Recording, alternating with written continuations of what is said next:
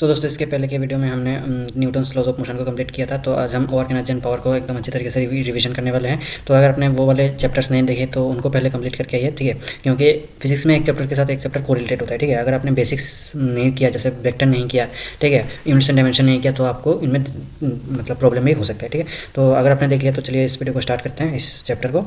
तो पहले वर्क क्या होता है, ठीक है। जब कोई फोर्स एक डिस्प्लेसमेंट लाता है, ठीक है, उसे हम कहते हैं वर्क। जैसे मान लो ये बच्चा इस बॉक्स को पुश कर रहा है, ठीक है। तो अगर मान लो इस पोजीशन से ये बॉक्स को इस पोजीशन में ले जा सकता है, तो हम कहते हैं कि वर्क हुआ, ठीक है। लेकिन अगर आप एक वॉल को पुश करोगे, ठीक है, तो वो मतलब उसका कोई डिस्प्लेसमेंट नहीं होगा, तो इसका मतलब आपका कोई वर्क नहीं हुआ इसमें, ठीक है।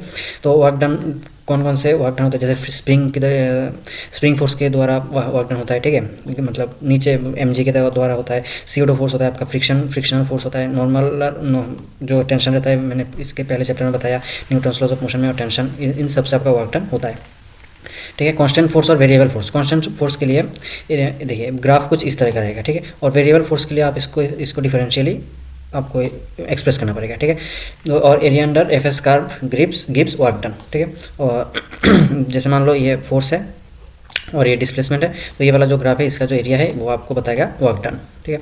ये अपने केमिस्ट्री में भी पढ़ा होगा शायद, थर्मोडायनेमिक्स में। यहाँ पे प्रेशर वगैरह कुछ था, मुझे ठीक से याद नहीं, ठीक है। सेम एरिया वो वर्क डन देता था। और इसका जो ऐसा यूनिट है वो जो लेता है, ये तो आपको पता है। और work done equal to FS cos theta या फिर FD cos थीटा। F का मतलब फोर्स, D का मतलब डिस्प्लेसमेंट। वर्क डन के भी पॉजिटिव नेगेटिव और जीरो, इससे स्टेटमेंट बेस्ड दे सकते हैं, आपका NCERT का लाइन है। वर्क डन नेक्स्ट आता है, देखिए एक होता है आपका पॉजिटिव वर्क, ठीक है, जीरो वर्क और नेगेटिव वर्क। अगर पॉजिटिव वर्क, अगर आप जिस डायरेक्शन में फोर्स अप्लाई कर रहे हैं उसी डायरेक्शन में अगर वर्क डन हो तो उसे हम कहते हैं पॉजिटिव वर्क। और उसके ऑपोजिट डायरेक्शन में, मतलब फोर्स के ऑपोजिट डायरेक्शन में अगर आपका डिस्प्लेसमेंट हो तो उसे हम कहते हैं नेगेटिव वर्क। और अगर कोई डिस्प्लेसमेंट ना हो तो उसे हम कहते हैं जीरो वर्क, ठीक है।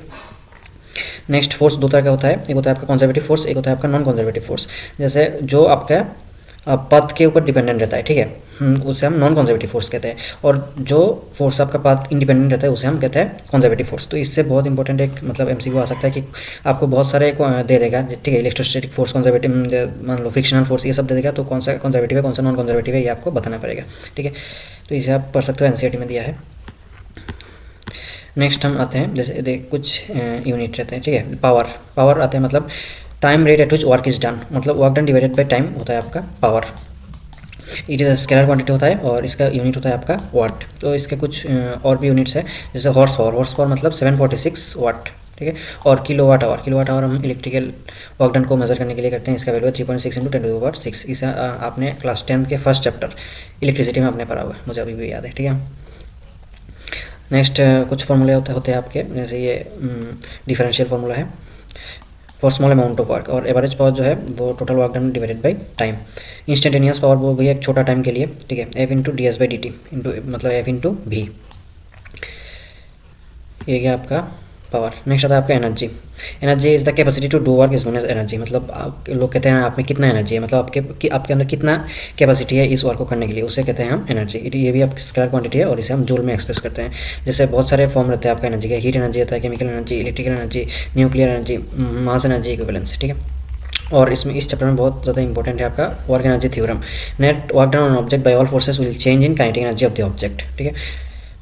Net work done on object मतलब सारे फोर्स जो एक ऑब्जेक्ट पे काम कर रहे हैं उसका जो नेट वर्क डन रहेगा, ठीक है, वो उस ऑब्जेक्ट का काइनेटिक एनर्जी चेंज करेगा, ठीक है। Work done net equal to change in kinetic energy. और ये वाला फॉर्मूला आपको याद रखना है, वो conservative force work done by conservative force plus work done by non conservative force plus external work done equal to change in kinetic energy, ठीक है।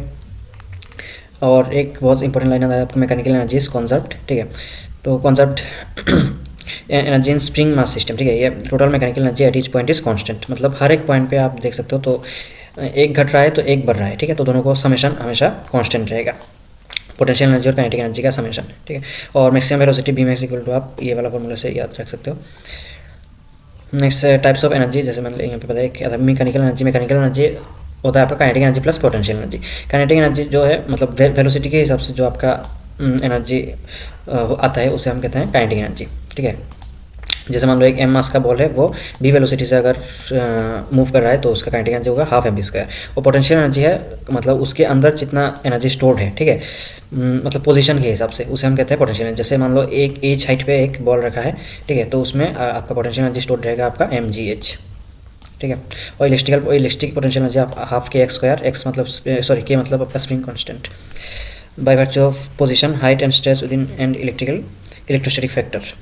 देन ग्रेविटेशनल पोटेंशियल, एक potential it is a potential energy. Electrostatic coordinate is also potential energy, electrostatic potential ये Q1 Q2 divided by R। Motion in vertical circle in absence of dissipative force mechanical energy is conserved. मतलब अगर आपका कोई dissipative force नहीं रहेगा तो mechanical energy conserved रहेगा। देखिए एट टॉप पोजीशन, अगर आप एक ऑब्जेक्ट अगर ऐसे सर्कुलर मोशन में घूम रहा है, ठीक है, तो वो सर्कल कंप्लीट करने के लिए एकदम हाईएस्ट पॉइंट पे इसका वेलोसिटी होना चाहिए √5gl, ठीक है, तो तभी जाके ये पूरा सर्कल कंप्लीट करेगा। और एकदम लोएस्ट पॉइंट पे इसका वेलोसिटी होना चाहिए √3gl। ये कुछ एक्स्ट्रा फॉर्मूला है, इसे आप देख सकते हो। नेक्स्ट आता है आपका कोलिशन का फॉर्मूला। इससे आप उससे पहले आप कोलिशन के लिए आपको मोमेंटम की ज़रूरत होगी। तो मोमेंटम मैंने इसके पहले वीडियो में अच्छे से बताया, तो उसे जाके आप देख लीजिए अगर आपने नहीं देखा तो। कोलिशन मतलब the instance of one moving body striking में देना, दो मूविंग बॉडी अगर एक के साथ एक कोलाइड करे, ठीक है, उसे हम कोलिशन कहते हैं। तो कंजर्वेशन ऑफ मोमेंटम, ठीक है, if net external force on system is 0 then linear momentum of the system is conserve. अगर कोई एक्सटर्नल फोर्स नहीं आया तो m1v1, ठीक है, plus m2 v2 equal to capital M1 मतलब जो वेलोसिटी चेंज हुआ फाइनल वेलोसिटी, ठीक है, उसका देखिए मैं आपको एक सिंपल बताता हूँ। मतलब कंजर्वेशन ऑफ मोमेंटम क्या होगा, initial mass into initial velocity of the first object plus initial mass into initial velocity of second object is equal to final mass into final velocity of the first object plus final mass into final velocity of the second object. ये आपका एकदम simple formula है इस मतलब conservation of momentum का, ये आपको ध्यान रखना है। नेचर ऑफ कोलिशन, ठीक है, value of coefficient of restitution defence. In elastic collision होता है momentum and kinetic energy of system are conserved, ठीक है, इसमें कोएफिशिएंट ऑफ रेस्टिट्यूशन 1 रहता है, ठीक है। और यार इलास्टिक कोलिशन में 0 और 1 के बीच रहता है आपका coefficient of restitution. Bodies do not stick together after collision. और परफेक्टली इन इलास्टिक कोलिशन दोनों चिपक जाते हैं, ठीक है, एक के साथ, और वो मूव करने लगते हैं। इसमें कोएफिशिएंट ऑफ रेस्टिट्यूशन 0 रहता है। देखिए यहाँ पे लिखा है bodies stick together after collision. और 2D कोलिशन आपकी उतना ज़रूरत नहीं है, ठीक है। तो ऐसे हमने पूरा एक ये वाला फॉर्मूला भी आप थोड़ा देख सकते हो, इनसे कभी कभार क्वेश्चन आ जाता है, ठीक है। तो इतना ही मैंने पूरा वर्क एनर्जी पावर भी कवर हम कंप्लीट कर दिया रिवीजन के साथ। अगर आपने पहले इस चैप्टर को पढ़ा हुआ है तो इस वीडियो से आपका एकदम क्रिस्टल क्लियर हो गया होगा, ठीक है। और अगर आपको कुछ समझने में दिक्कत होगी तो कमेंट बता सकते हो, या फिर टेलीग्राम पे भी आप मुझे मैसेज कर सकते हो, डिस्क्रिप्शन में लिंक दे दिया है। और इसका PDF चाहिए तो वो भी मैं टेलीग्राम चैनल पर दे दूँगा, आप ज्वाइन कर लेना। तो मिलते हैं एक नेक्स्ट चैप्टर में, तब तक के लिए थैंक यू।